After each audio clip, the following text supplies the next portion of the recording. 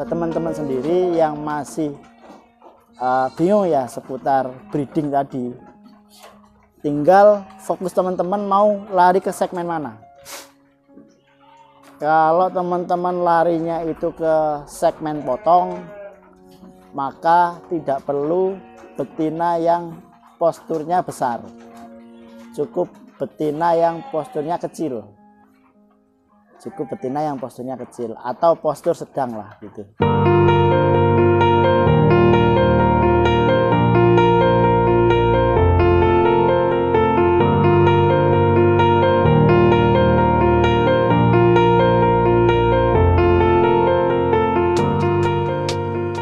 Assalamualaikum warahmatullahi wabarakatuh.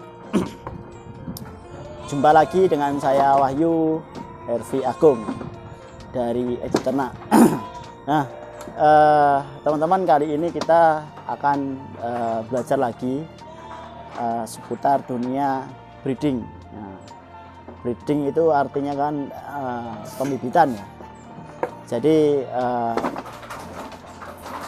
kalau di Indonesia sendiri kita akan sangat sulit mencari ternak dengan genetik yang spesifik kayak gitu.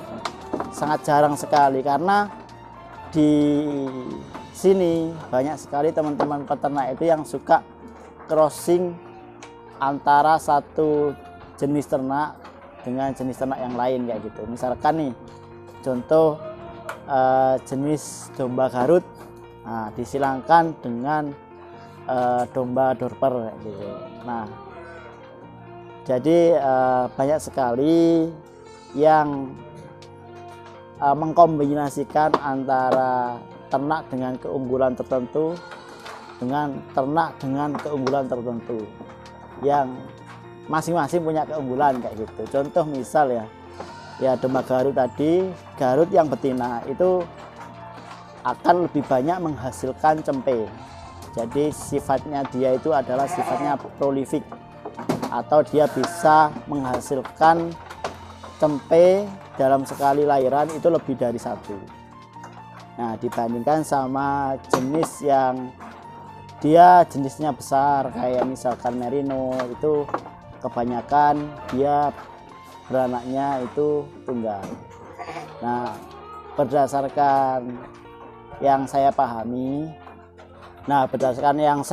sendiri bahwa ternak di Indonesia, ternak yang ibaratnya yang kecil-kecil di Indonesia itu kebanyakan itu adalah prolific. Jadi dia beranak lebih dari satu. Karena apa? Karena di Indonesia sendiri secara musim hanya ada dua, musim hujan dan musim kemarau. Sedangkan di negara-negara subtropis sana itu musimnya itu ada 4. Nah, musim 4 ini akan sangat beresiko pada domba-domba yang ukurannya kecil. Jadi ketika domba itu ukurannya kecil, otomatis si cempenya itu lahir beratnya juga kecil.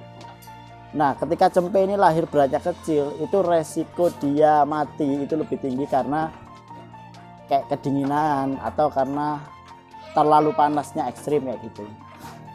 Itu sangat-sangat beresiko di situ. Makanya kenapa banyak ternak di negara subtropis itu secara genetik itu posturnya besar-besar, dan rata-rata beranak tunggal, Jadi tadi karena musim itu sendiri. Dan kalau kita belajar lagi di Indonesia sendiri, itu ada dua macam breeder. Breeder yang pertama ini adalah breeder genetik. Jadi mereka fokusnya adalah mencetak genetik dengan postur besar. Contohnya adalah seperti di kandang ini, di King Mas Farm. Di King Mas Farm ini dia mencetak domba-domba dengan genetik unggul dengan ukuran atau postur yang besar. Jadi fokusnya adalah mencetak yang besar-besar. Tujuannya apa? Tujuannya adalah yang pertama menghasilkan bibit yang genetiknya bagus, genetik unggul lah gitu. Sehingga bibit ini nanti ketika dibeli oleh teman-teman peternak yang breedingnya kelas breeding tani, breeding yang intinya tujuannya hanya untuk membiakkan saja. Jadi tidak peduli betinanya itu seperti apa, yang penting itu jantannya bagus. Biasanya seperti itu.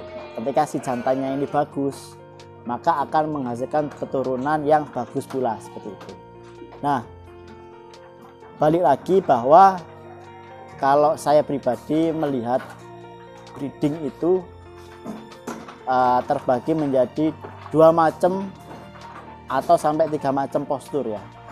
Postur yang paling besar sendiri, postur yang medium, dan postur yang rendah.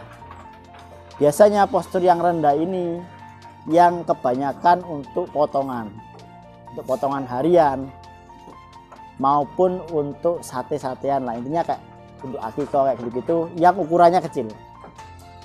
Sedangkan yang ukuran medium ini itu biasanya untuk yang jantan sendiri itu dijadikan sebagai pejantan. Untuk yang betina sendiri dijadikan sebagai betina cetak atau betina yang kira-kira kalau dikawinkan sama pejantan yang posturnya besar itu bisa menghasilkan cempe yang ukurannya bisa sebesar si jantan itu, kayak gitu. Jadi buat teman-teman sendiri yang masih bingung ya seputar breeding tadi, tinggal fokus teman-teman mau lari ke segmen mana. Kalau teman-teman larinya itu ke segmen potong, maka tidak perlu betina yang posturnya besar, cukup betina yang posturnya kecil. Atau postur sedang lah gitu. Nah, untuk pejantannya sendiri itu nggak boleh speknya melangkai misalkan ini betinanya kecil ya, spek kecil, tidak boleh pakai pejantan yang posturnya paling besar, karena resikonya nanti terjadi distokia atau sulit lahir karena si cempenya besar, kayak gitu. Nah, bagi teman-teman yang main untuk potongan, pejantannya cukup yang medium saja. Katakan yang medium itu bobotnya sekitar 60 kilo lah, 60 kilo, 70 kilo itu medium. Sedangkan untuk postur yang besar sendiri itu bobotnya sekitar 100-an kilo. Itu postur besar untuk jantan. Sedangkan untuk yang postur kecil untuk jantan itu bobotnya ya 40 kiloan. Nah, untuk yang betina sendiri, betina itu juga kita segmentasi menjadi 3 macam. Ada yang betina itu dengan rata-rata bobot 20-25 kilo, itu yang ukuran kecil. Kemudian ukuran yang medium itu 30-40 kiloan. Nah, kemudian ukuran yang postur besar itu 60 kiloan ke atas. Jadi silakan teman-teman pilih sendiri mau main di segmen apa, dan yang pasti harus tahu bahwa ketika kita main di segmen postur besar maka penjualannya itu lebih sulit yang pasti, dan kebanyakan jualnya itu masuk ke sesama peternak besar, umumnya seperti itu. Sedangkan untuk yang kelas bawah itu jual ke pasar udah cukup, jual ke pemotongan udah cukup, jual ke penggemukan udah cukup. Sedangkan untuk yang kelas medium itu, untuk yang kita nyetak betina, bisa dijual masuk ke pebreeding yang fokusnya di postur besar. Sedangkan untuk jantannya sendiri itu bisa masuk di segmen kurban atau segmen akikah yang memanfaatkan jantan sebagai potongan seperti itu. Nah, mungkin sharing sedikit dari saya itu. Nah, kita juga perlu memahami bahwa breeding itu ada yang terkonsep dan ada yang tidak terkonsep.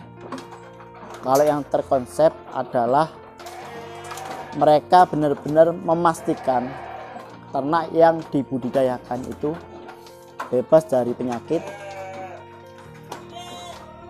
memiliki riwayat yang jelas, recording yang jelas, dan punya riwayat penyakit yang jelas kalau ada penyakitnya. Nah, sedangkan untuk ternak yang tidak terkonsep, belinya asal-asalan, yang penting bisa beranak, yang penting beranaknya rutin, itu aja sih. Jadi sama-sama budidaya, tapi kalau yang sisi kanan ini dia lebih banyak jual genetik lah, bahasanya gitu, jual riwayat, jual cerita. Sedangkan kalau yang kiri ini nggak bisa cerita karena nggak punya recording, nggak punya riwayat, nggak punya apa yang bisa diceritakan dari ternak yang dibudidayakan tersebut. Nah, mungkin itu saja dari saya, semoga bermanfaat. PR-nya adalah silakan teman-teman pilih sendiri mau arah yang kemana. Yang pasti apapun arahnya, usahakan tetap ada profit. Bagaimanapun cara manajemen pemeliharaannya, mau yang angon maupun yang intensif maupun yang semi intensif, bebas apapun itu, yang penting profit. Assalamualaikum warahmatullahi wabarakatuh.